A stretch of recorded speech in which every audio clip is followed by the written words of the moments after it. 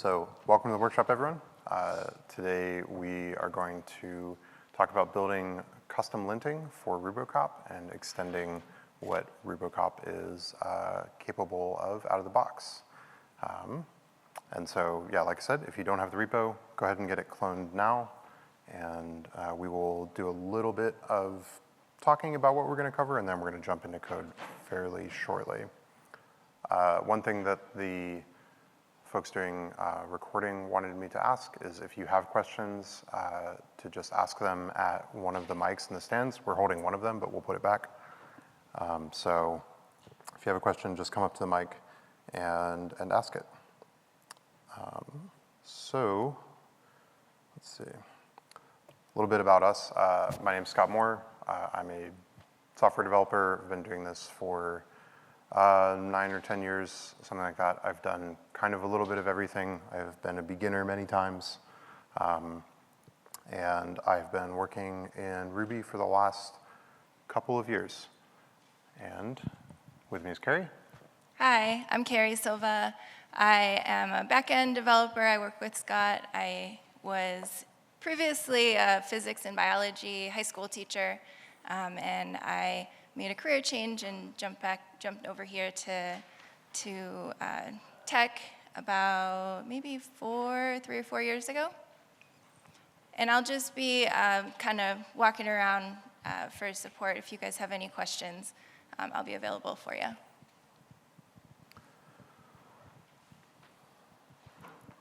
Cool, and so we both work at a company called Sondermind, which is here in Denver. Sondermind builds software to support mental health care and therapy, both virtual and in person. And we are hiring, so feel free to grab us after the talk if you want to chat about working there. Like everyone else, we are hiring.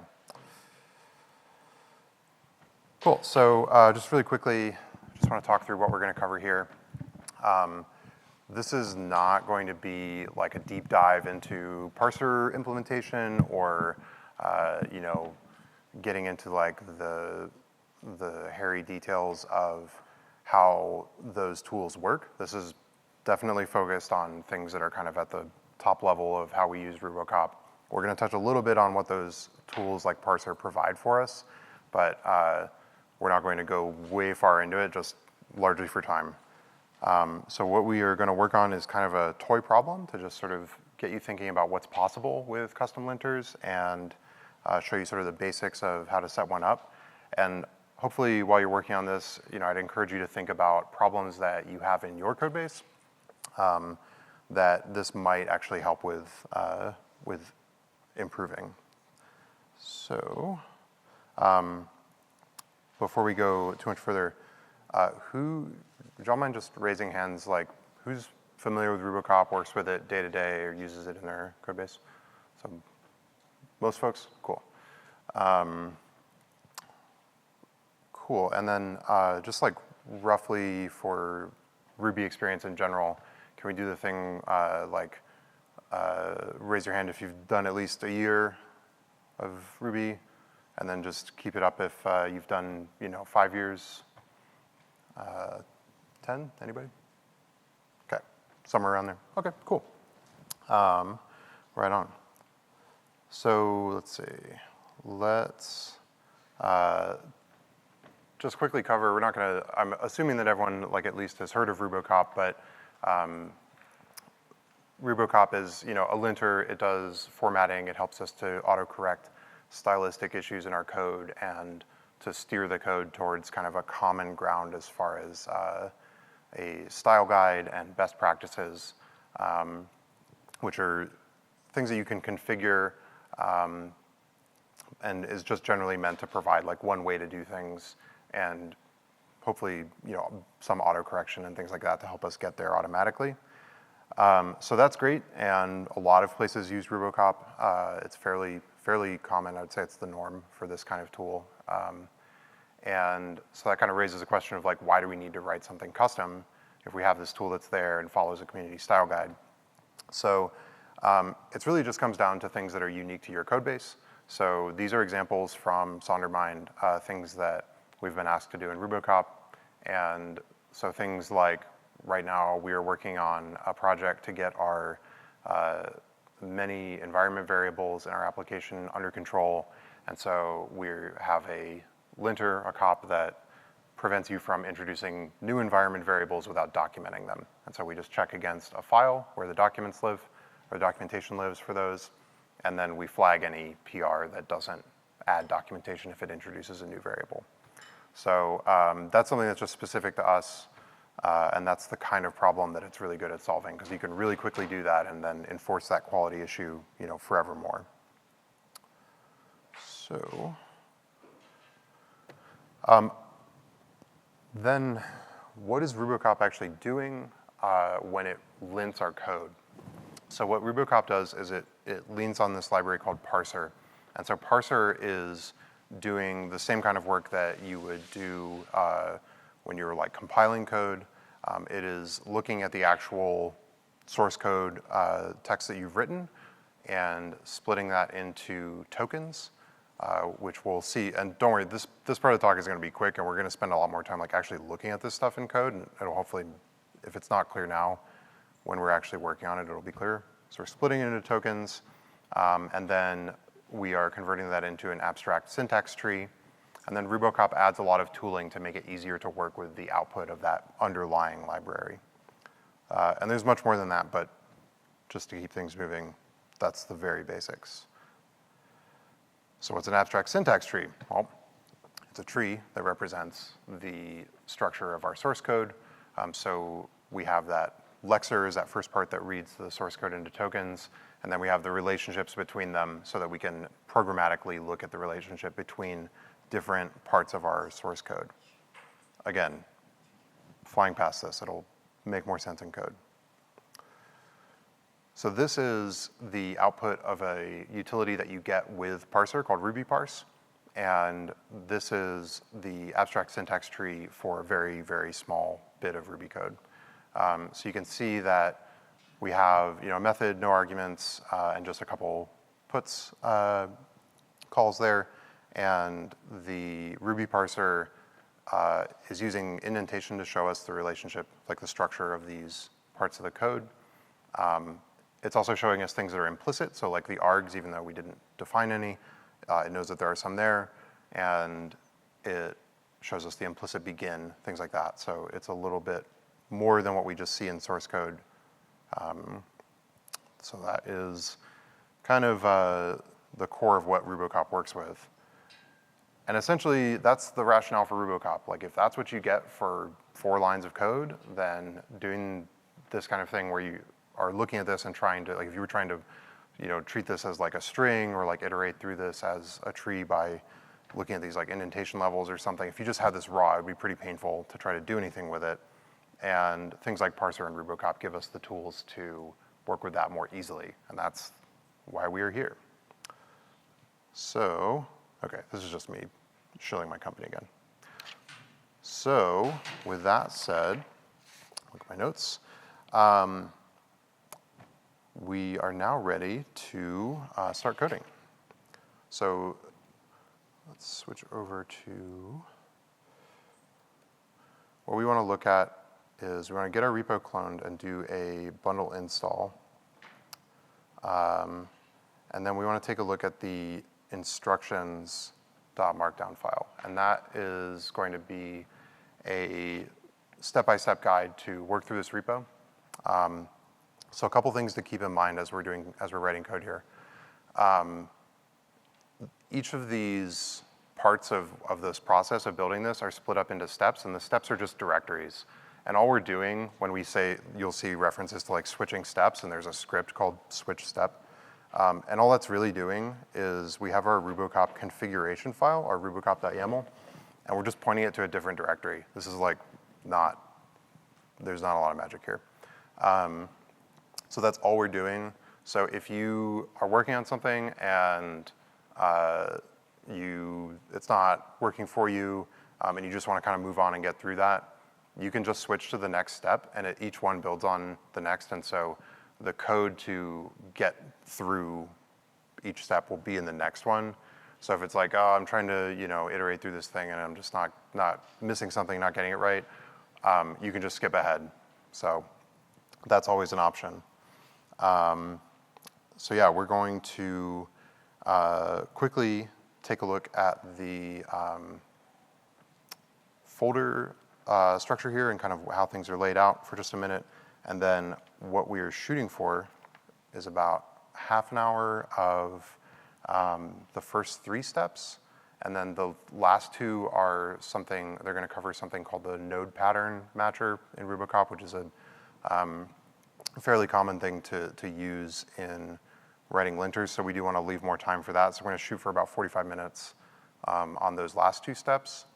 And then hopefully we'll end up with, 5-ish minutes if there's like general questions. But again, yeah, if something doesn't make sense, feel free to just step up to the microphone.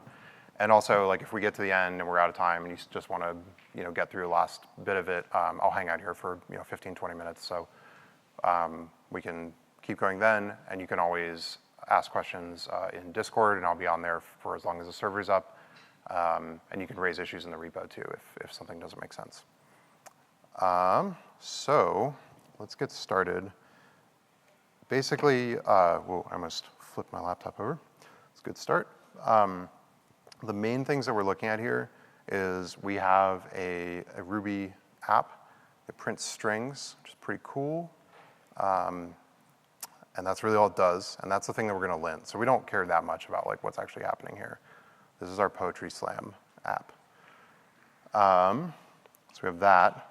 And then we have our custom cops, which are in these different directories that represent the different phases of building them.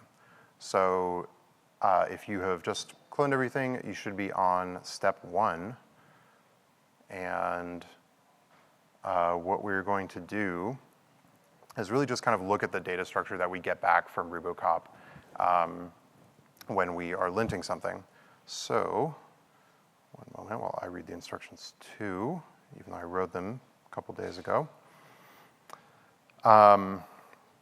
Essentially, just out of the box, we should be able to just run, let me make sure I don't have anything.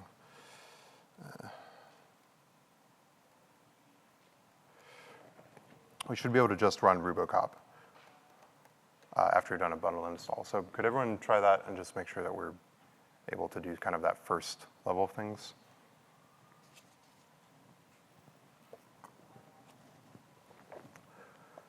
And you can always run, RuboCop also has a debug flag. And I believe in the instructions I specify that.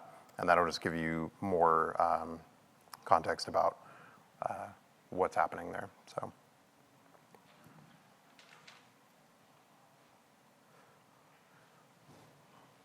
So far so good? Things are working? Good. Over the first hurdle of things just catching fire. So we inspected some files, nothing was detected, and that makes sense because our step 1 is not doing anything, right? We're just an empty class here. So what we're gonna do is RuboCop has these callbacks that we can hook into that happen in the life cycle of like a linting run. Everything in RuboCop is a police metaphor of one kind or another, and so RuboCop calls it an investigation. So what we are going to look at here is we just want to look at something that happens when we start linting a file. And so that callback is going to be the on new investigation. And so if we just define an on new investigation method, then that will get called when we run RuboCop. So if we do that now in our step 1 and just add that, and we do a binding.pry in there, then we should be able to take a look at what RuboCop has provided. And the main thing that we're going to look at in this is called processed source. And so this, hopefully, if you hop into this in your debugger, is going to make some sense of a little bit of what we talked about in the slides. So what this is providing is an abstract syntax tree of a couple of the files. So this is our gem file. It's actually, it might be best if we just quit out of this particular one and look at the process source for our app. So is everyone able to see process source and looking at what we're getting back there? Good, thumbs up, awesome. So we've got an abstract syntax tree. We can see each of our methods. We've got our calls here, pretty exciting stuff. This is where we start to get into more of the sort of like additional context that RuboCop provides. So we have things like comments that are not part of the syntax tree itself. We also have like broken this into specific lines. We have a raw source, so on and so on. And then here we can see each of the tokens and the range in the source file that parser saw them in. So that's including things like new lines. And also it's able to like see the type of each of these tokens that you've provided. So strings of comments and things like that. So this is kind of the lower level of that parser tool that RuboCop is using. And then it's composing all of this into something that we can actually work with a little bit more effectively. So yeah, I would just give this a scroll through, kind of see what's available. The thing that we care about here is the process source. And the process source is going to have something called the AST with comments. So I don't want to make this disclaimer too many times, but I just want to acknowledge this is kind of a weird idea for something to lint. Like normally you don't care about like the syllable count of your comments. So you may not like look at the AST with comments all that frequently, but you can imagine how you could use something like this to build something like Yard, where you have like comments that actually have meaning that get parsed into HTML documentation or something like that. So when we look at the AST with comments, we see that it has associated the comments with the methods that they're above. And so this is going to provide us with a collection of hashes that are keys and then values that are arrays of these parser source comments. So for step one, we just want to take a look at that and print out the text of these comments. And so there's more detail on that in the instructions file. But essentially what we're looking at is we want to iterate through the AST with comments that we got and then print out anything that is in that value for each of those key value pairs that's in the AST with comments. So let's see if yeah, so there should be a little bit more detail around getting those, but what I would do is just spend, let's say, 5-ish minutes and just see if we can just dump out the comments when we do a RuboCop run. And if you are running into trouble, Kari can give you a hand. Or Hey there. So I am running RuboCop with the changes that I think that you put in there in haiku comments, but I'm not getting a binding pry. It's like it's not executing that callback. okay, Kari, do you mind taking a crack at it? Thanks. Do you mind asking at the mic, just so it gets caught? When I ran the process source runs fine, but when I ran the AST with comments, I was just getting an empty hash. I don't know. Yeah, sorry, I should have been clear about that. I didn't really catch what that was. We're linting 2 files here. So I'll tell you what, you know what is actually going to help? When you're linting, yeah, sorry, this is my bad. I should have ignored this, but you're probably looking at the gem file. So if you run your RuboCop command and you just run it directly against app.rb, that'll just limit it to that file. And that's gonna be an easier way to deal with this, because then you're not gonna have to like step through each pry session. So sorry about that, but yeah, just run it against app.rb, and that should drop you into the code that we actually care about. So give that a shot, please, and let me know what you find. Can you just maybe walk through the AST with comments, like what we're supposed to be reading on that? Sure. So, yeah, if we, and I'm going to cheat a little bit too, because this is more just to like, it's really more just about looking at like this structure here. But if we take a look at the, each of these,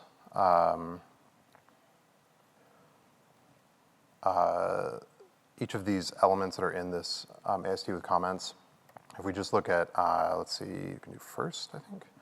So if we look at a single one, it's an abstract syntax tree of a method. So that first part is going to be a hash that contains it's going to be an AST node type that we get from RuboCop, I believe. And then the second, the value of that key value pair is going to be an array of parser comments. And so if we look at the AST with comments and then we just do like values against that, we can see that that gives us the values from each of those key value pairs. So we've just kind of discarded the actual abstract syntax trees that the comments were attached to, and now we're just looking at a list of the parser comments. And then again, like I said, if you are getting the feeling that like you're kind of there but you're just like missing one step, you can always just look at the next step in here. And so if we look at step 2, if this part is boring and you want to just get the node patterns, then we're essentially just saying, let's take a look at the AST with comments, and then for each value, we're just going to call text on it. And the comments objects from parser will just respond to text, and so we can just dump that out. So the S is an S expression, which if you are familiar with Lisp, might be familiar. I'm not familiar with Lisp, so it's basically it's like a it's a kind of like if you've ever worked with like reverse notation for math, it's a notation that describes the like callers and callees in the code, and then it just uses indentation there. So the S is just indicating that it's an S expression, which is just a one way of representing that tree. So we are going to kind of, when we look at node patterns, we're kind of going to look at like the other side of that, which is providing a pattern that matches against those. So on the comment blocks, when it prints them out, it always will print out all the blocks above a certain function call, and it will group them all together as 3 independent comments. Is that how it does that? Yeah, so parser should take any of the comments and try to associate them by looking at the ranges that it finds them in the source code. And so it should be able to see that when you write a comment above a method, that should be the value of that key value pair. So what about in this file here, like the haiku comments file? We have that like 4 comment block with no method underneath it. Would those come through attached to a method? I mean, attached to nothing, or like as independent blocks? How would I'm those not come sure, through? actually. I Okay. haven't tried it, but we could just try it real quick.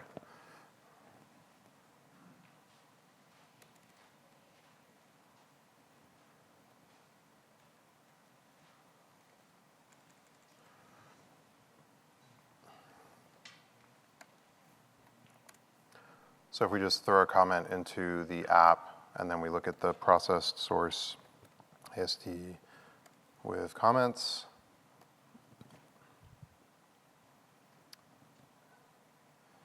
So that one, it's still just getting associated with the last, or the next line that it finds, kind of regardless. So let's try it just at the end of the file. And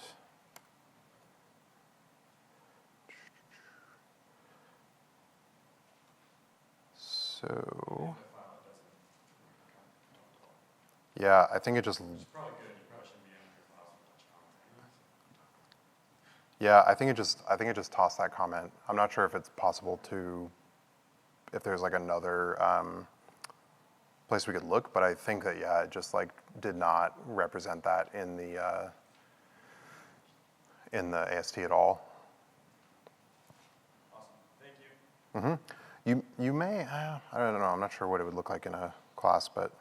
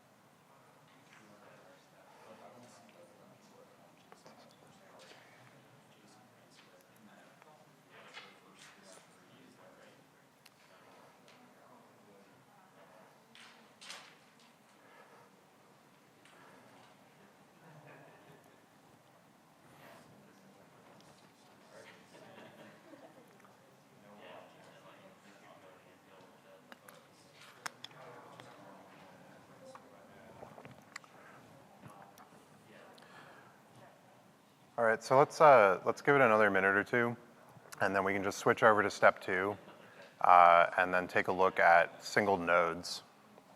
So in like, yeah, 1 or 2 minutes. All right, so just in the interest of time, let's switch to the next step. Hopefully we've all had a chance to look around at the process source a little bit and kind of see what gets provided there. So now what we're going to do is we're going to start looking at things on a more of like a per node level rather than just looking at the entire source at once. And so this is a little bit more common when you are working with linters, is you're more frequently going to be just looking at like smaller sections of your source code at one time. So if you could just go ahead and point your RuboCop.yaml to step 2, so you can either run the switch to step 2, so / switch to step, and then just give it a 2, or you can just edit the RuboCop file directly and point it to the step 2 directory, just so that it's running that. And then what we're going to do is we're going to use a callback that is called onDef. And so these are, again, like callbacks that happen at a little bit more granular level. So you have things like onSend, which is just going to happen on any instance of like a method being sent or message being sent. And then onDef is going to happen on method definitions. So if we define an onDef, and so now we're in our step 2 cop. If we define an onDef and pass it a node, that's going to get called on every method definition in our source file. So then just quickly, if we throw in a debugging statement here and we run RuboCop against our app file again, then we see that we should have a node, and this one is the first method definition. And then if we move forward, there's our second method definition, right, and so on. And so just for each of these methods, this callback is going to run, and it's going to provide us with the node. Now, we do still have access to the processed source at this point. And so what we can do is we can, because you notice that when we look at the node here, we don't have the comments, right? We're just looking at the AST and not the AST with comments. So in order to get the comments for each node, which is kind of what we care about, then what we're going to do is we're just going to select from the AST with comments. I'm going to see if I can remember this off the top of my head, but it is also in step 3. Remember, if you just need to grab this line. So we're looking, remember, at I've got this in the comments here, but we're looking at a key value hash that looks like this. It's got a node, and then it's got an array. And so, and now we're looking at each node, like per node now. And so we can say, in our process source, we have a source node, and then a source comment array. And we're going to select where the source node is equal to the node that we're looking at now. And that gives us something a little bit different. So now we actually have our node and our comment array. And so this is one that it's up to you. If this is like super easy for you to do, just bust it out. Or if you want to just grab it from the step 3 file, that may save you some time. But what I'd say is maybe spend 5 or 10 minutes and hop in there with a debugging statement again and try to grab just the node from your AST with comments where it matches the node that you are looking at now in your onDef. Or sorry, yes, onDef, excuse me. So give that a few minutes, just see if you can pull that from the AST with comments. And I'll just leave that up there if you want to grab it. All right, how are we doing? Are we seeing the node that we're looking at in this callback and seeing the comments for it?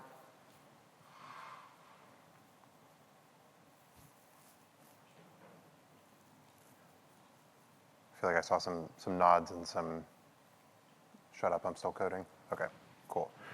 So the next thing that we want to do in step 2 is once we've looked at this, we've grabbed this with a select, and now we have what I'm calling our node with comments from our AST with comments.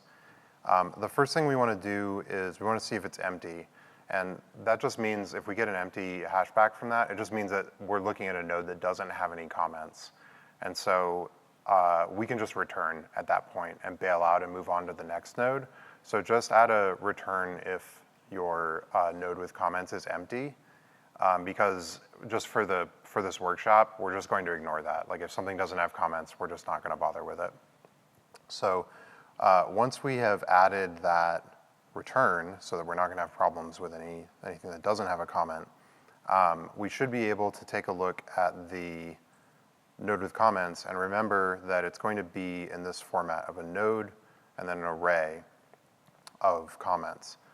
So for this step, what we want to do is we want to have RuboCop throw an offense on the file if that array of comments doesn't have 3 lines in it, because you can't write a haiku without 3 lines, presumably. I don't actually know that much about poetry. So we're going to count the number of comments. And so our node with comments, so if we look at the node with comments now, actually let's just do this in pry. So if we hop out of this run and jump in again,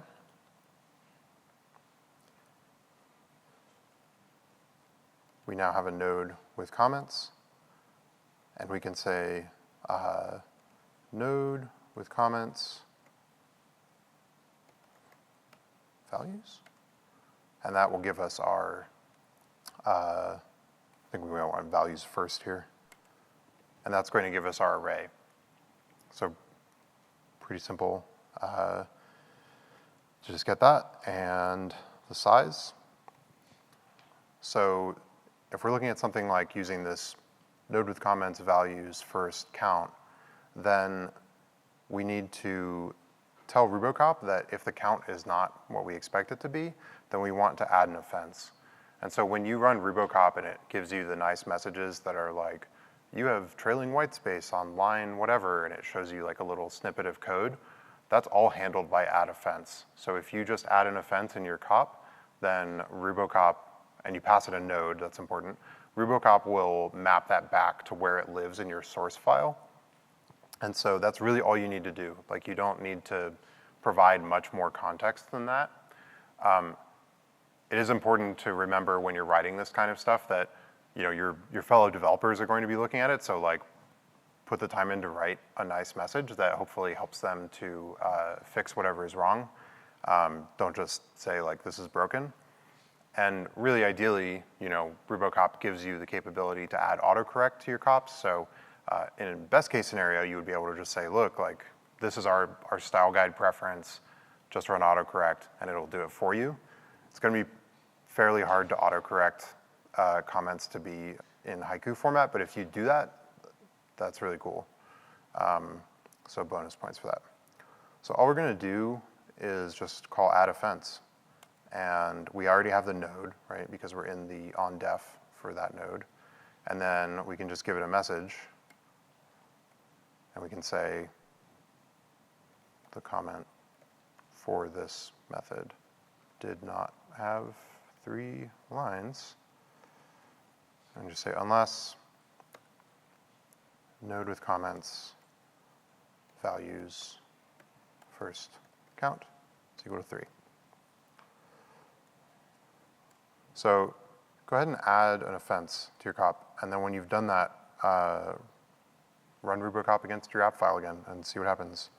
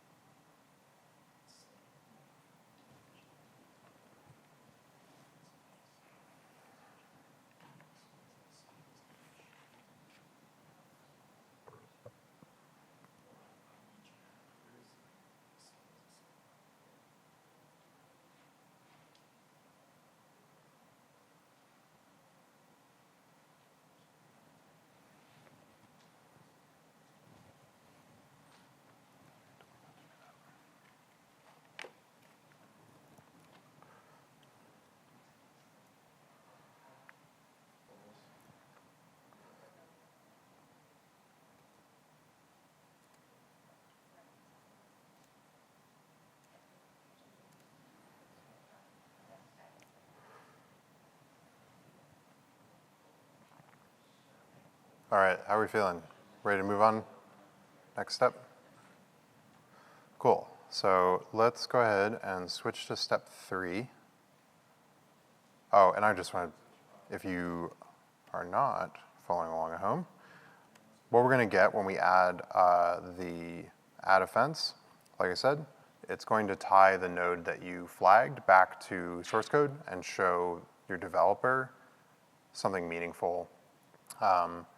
And it's going to like actually highlight where it found that in the code, and then it's going to just give them whatever message you provided. And so that's your opportunity to have some kind of developer experience baked in there and give them some kind of hint as to like the right way to do this.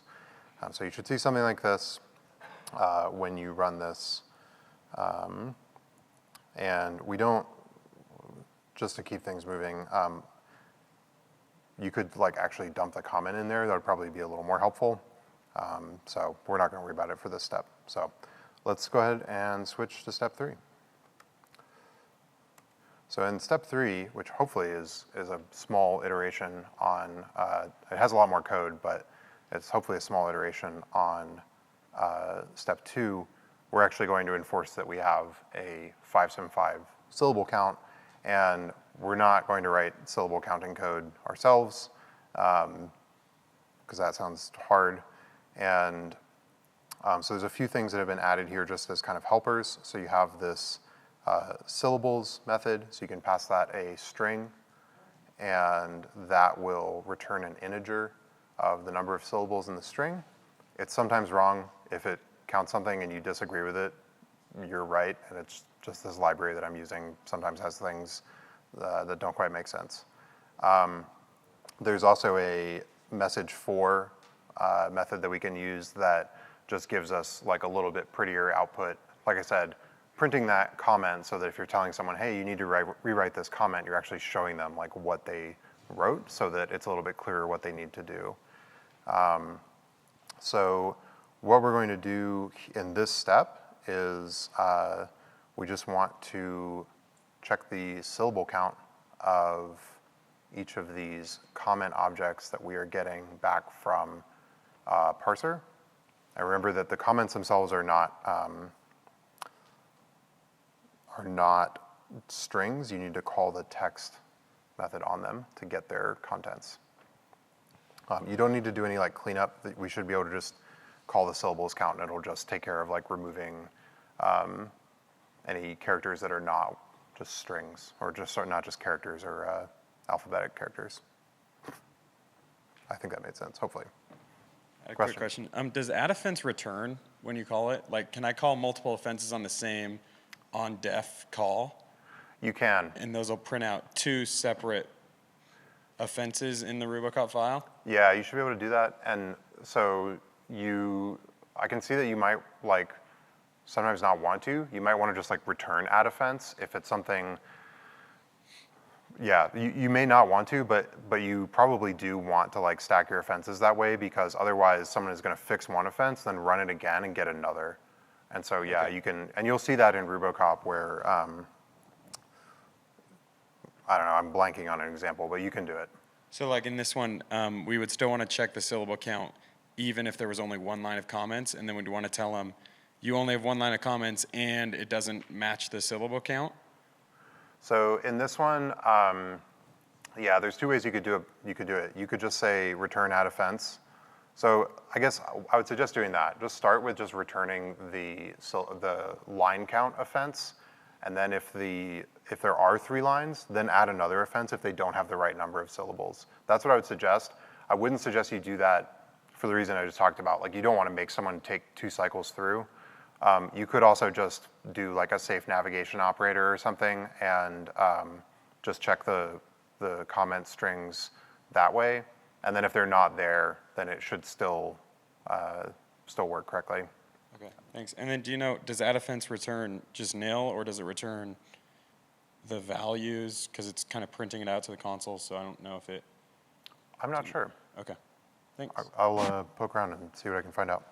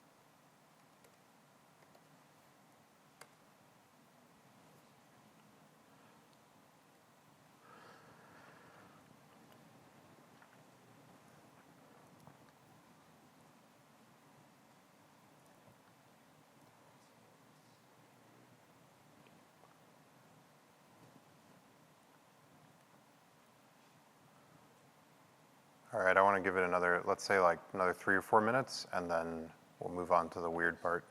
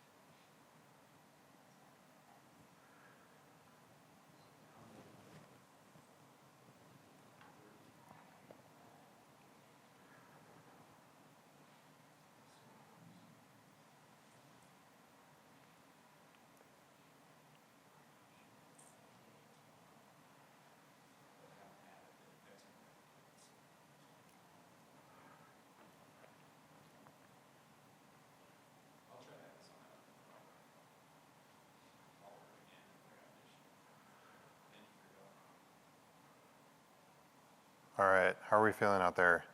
Do we want more time on this, or do you want to look at node patterns? I'll assume that means node patterns. Cool. So, and just again, remember, you can just switch and it'll backfill this stuff. So you can always come back to the repo if you want to dig into a particular step. So what we want to do is we want to switch to step 4. And what we're going to look at is something called the node pattern DSL, which is a pattern language for matching abstract syntax trees. And you'll see this a lot in like the newer RuboCop default cops. And this gets back to the earlier bit where we were talking about how these like larger ASTs are pretty hard to like walk through, right? And if you're writing code that steps through them to try to find, things that are like deeply nested, or like you don't want to call this method from that method, something like that, it gets like pretty verbose to try to do that. And so the node pattern is meant to give you something that's a little more terse and can express a pattern in an AST a little bit more cleanly.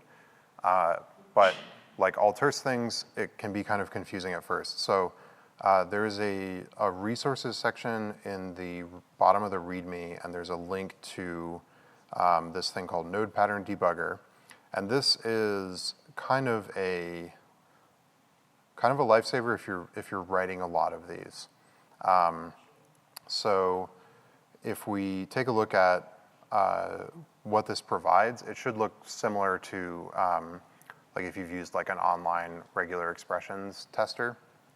And so what it lets you do is it lets you test out these patterns. And what we're going to do with this pattern is we're going to tell RuboCop to just match on anything that matches this pattern.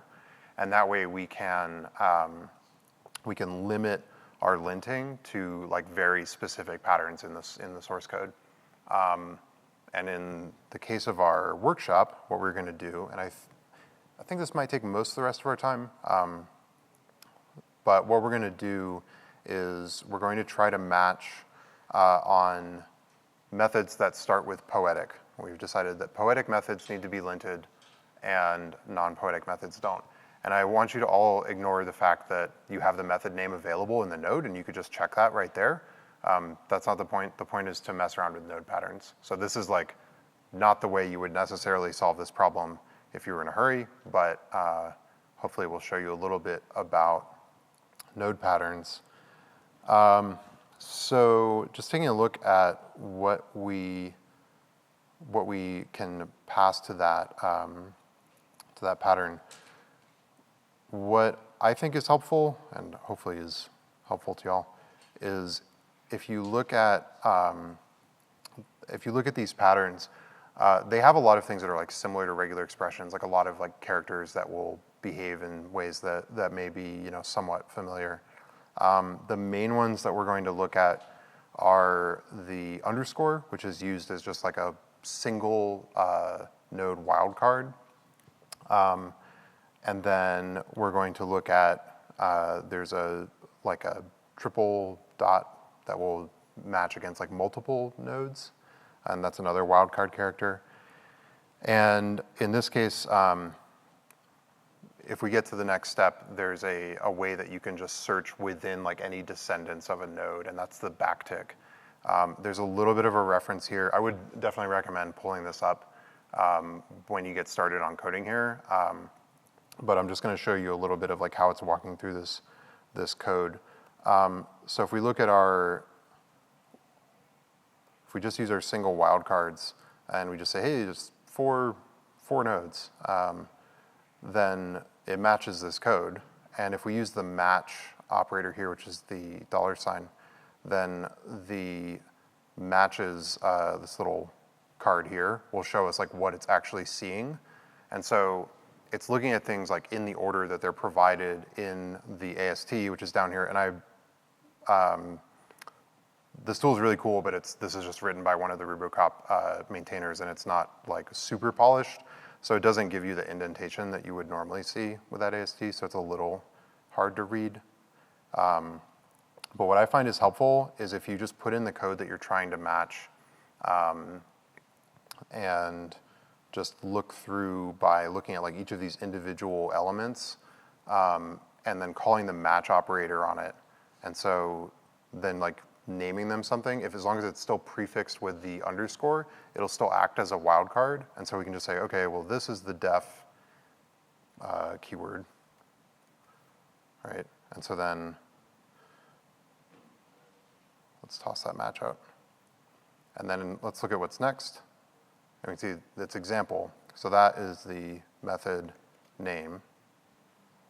And then we match again, and we can see that those are the arguments.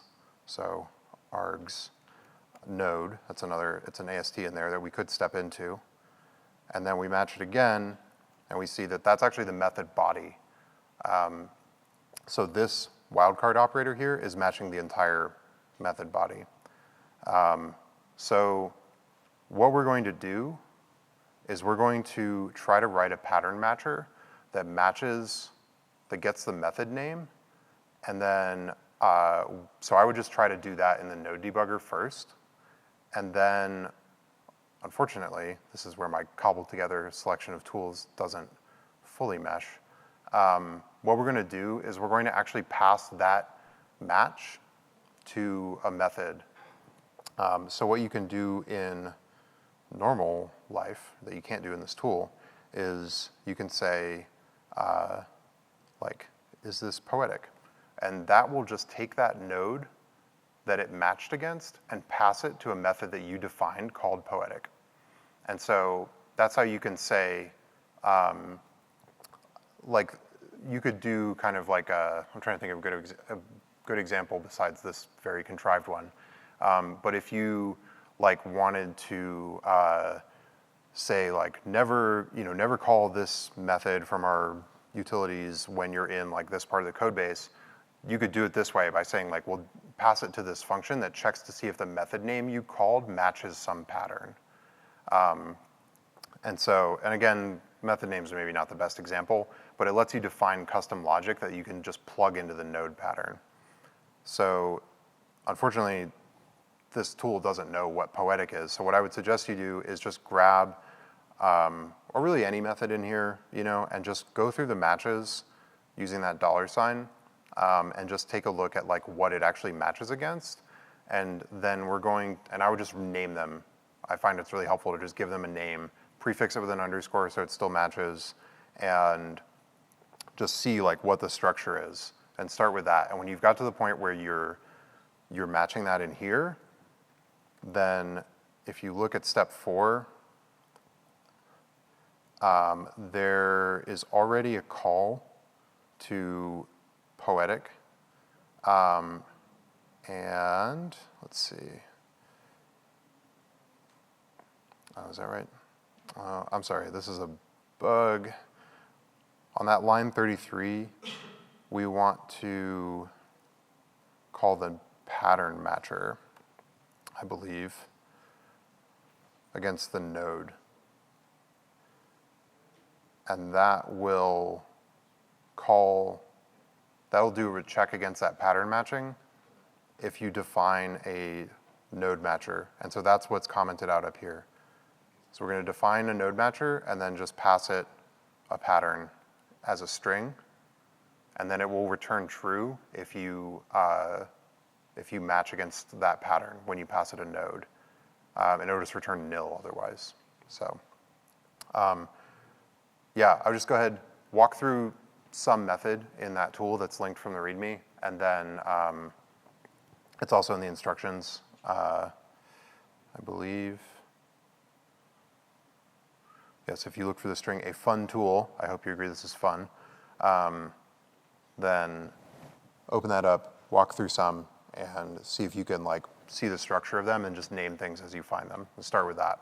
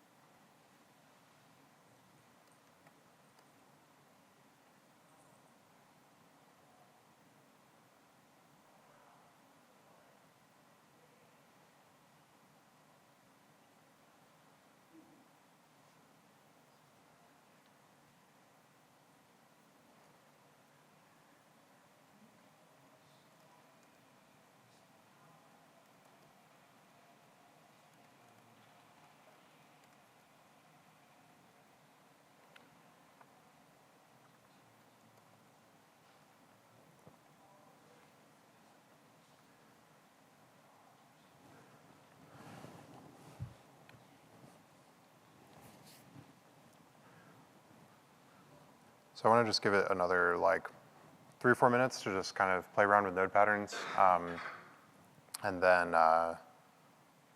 we'll hop in and start to like drop this into the actual cop. Okay.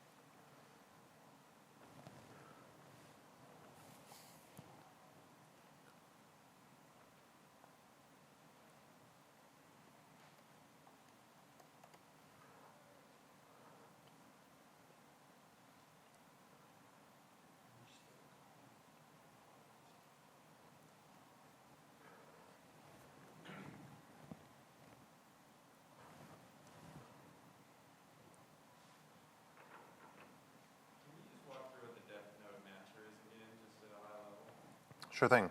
So if you define a def node matcher, and then you give it a symbol, and then a string.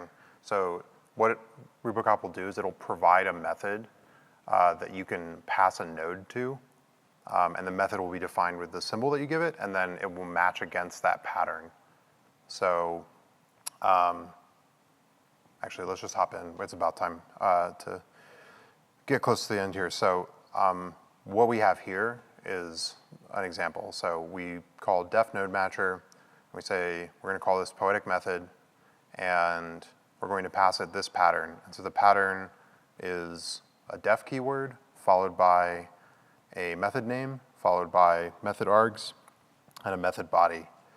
And again, the underscore is a wildcard, and then anything we provide after that is just kind of for our convenience when we're looking at it.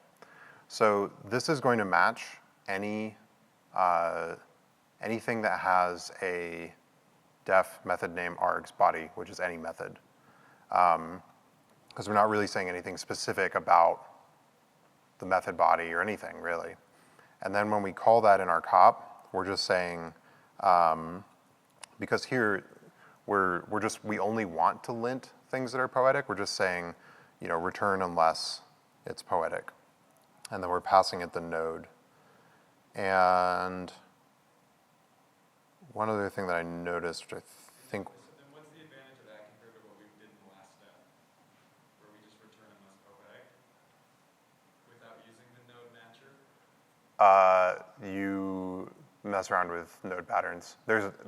Again, it's kind of a toy, but It's doing the same thing. it's doing the same thing. Yeah, but we're gonna do it without, instead of looking at the node.method name, which would be way easier, but wouldn't tell you anything about node patterns. Okay. We're just gonna do it because it's hopefully a fairly simple node pattern. And But yeah, you probably wouldn't do it this way. This is kind of a weird way to do it. Okay, cool. Thank you. That makes sense. Okay, cool. So then let's see, what we're going to do is we want to just limit the nodes that we're checking to the ones that return true from the node pattern matcher that we just defined. And so we can just say, in our cop, we can just say like, hey, return unless it's a poetic method. So when we look at our app, we have a method called poetic setup, poetic execute, and cleanup. And we don't care about cleanup. It's not poetic, so it doesn't need haiku comments. So we are going to now pass the node to our pattern matcher, and then we're going to change our, well, we can get to this later. We do need to change that poetic a little bit as well. So let's just hop in with a debugger, and if we do a run through, and now we can just say poetic method node. Well, let's look at our node first. So this is poetic setup. So we say, is that a poetic method? And it says true. Well, that's fine, but what if we get to the cleanup node and we say, is this a poetic method? It also says true, which is not what we want. And the reason it says true is because this pattern matcher is going to match any method definition, right? So what we're going to do to limit it is we're going to try and match what we've described here, a def node that responds true to the poetic method with true, with any number of args and with anything in the method body. And so we have our def keyword, that's good. What we're going to just do now is to call that method is we're just going to replace the identifier in our pattern with the call and with the hash to indicate that it's a method we want to call. And if I did this right, and we exit,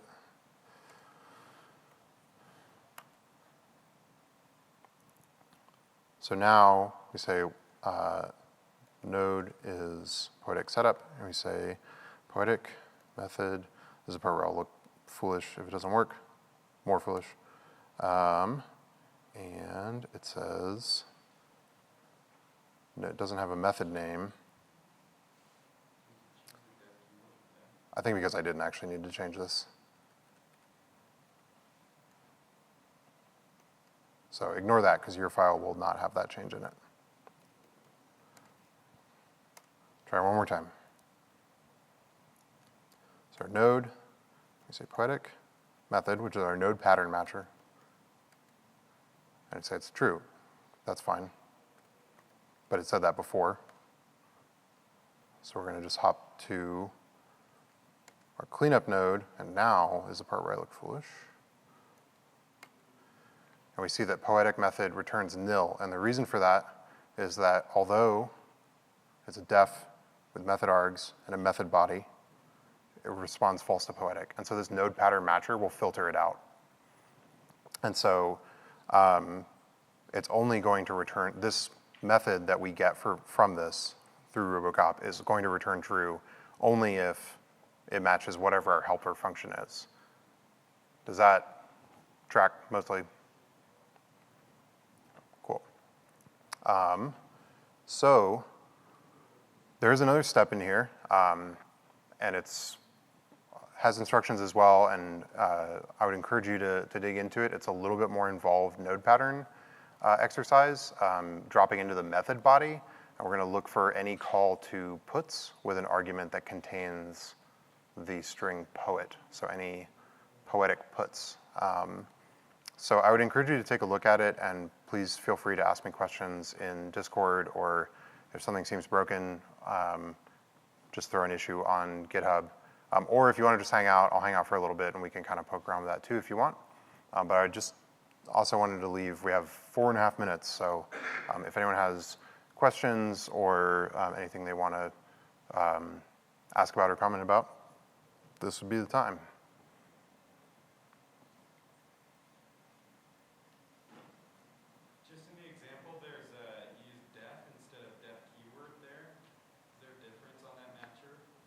No, and you mean in like the next, On that line 13?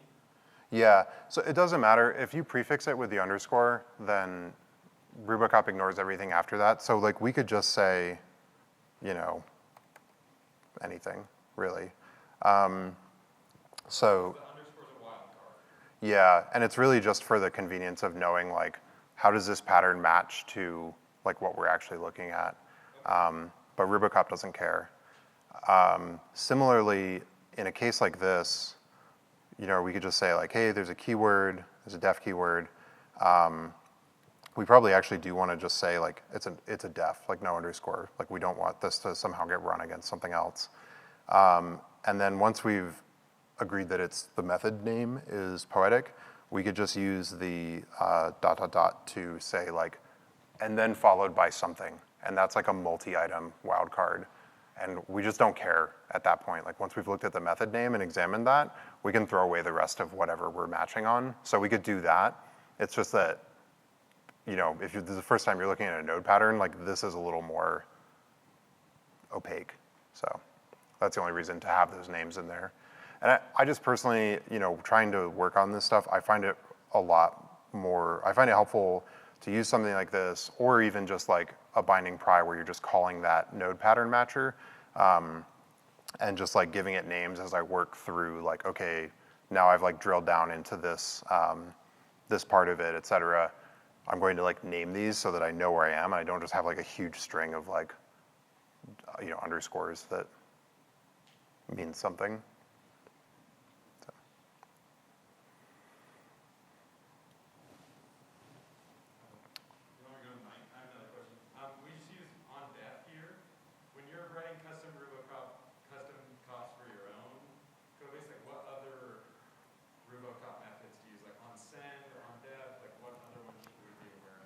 Yeah, so the example we brought up earlier of like not doing environment variables, we would use like onSend for that, and we're looking for calls to env or envied with arguments. So you would say like, you know, a call that is either env or envied, checking in your onSend, where so the receiver is going to be env or envied, and then you're using really like any call against that where you can't match like for method it would be, or for envied it would be a method name. So you go look in your like documentation and say, hey, like we just saw a send of like some method against envied, and then we're not finding it in our like documentation lookup. So for that case, it would be onSend. You know, ondef would be something like if you want to like ban the use of some message and say like never use public send in our code base or something like that. You would probably want to do that against like just the ondef matcher. You could also do, like I'm pretty sure for RuboCop, if you're looking at something that's like per file, that's when you would use like the onNew investigation, because you could look at things like, you know, line count or something like that in a file. So it just depends on like what you're trying to actually check for. But the main ones that I've seen are onSend and ondef. So. Do you do anything else other than the environment variable check? Like what other cool RuboCop custom calls do you guys have that are useful? I think the next one that we're going to work on is we have like a standard that people shouldn't create database tables without like table level comments in Postgres. And so making sure that people aren't calling create table in a migration without providing a comment to it. But what I would also check out is if you look in the resources section, there's an Evil Martians blog post that talks through a lot of this. It's longer and more in depth than this and gets into like tests and stuff like that for your cops. But one of the things that it has is a list of GitHub repositories of companies that are using these. So like Airbnb has a bunch of different things that they check for example, and there's maybe a dozen different companies in there that have their like custom cop repos available, and you can kind of see what other people are using these for. Cool. So. That's awesome. Thank you so much. Sure thing. Cool, well, thanks everyone. That's all I've got, but if you would like to hang out and talk through more of it, I'll hang out for a few minutes. Thanks very much.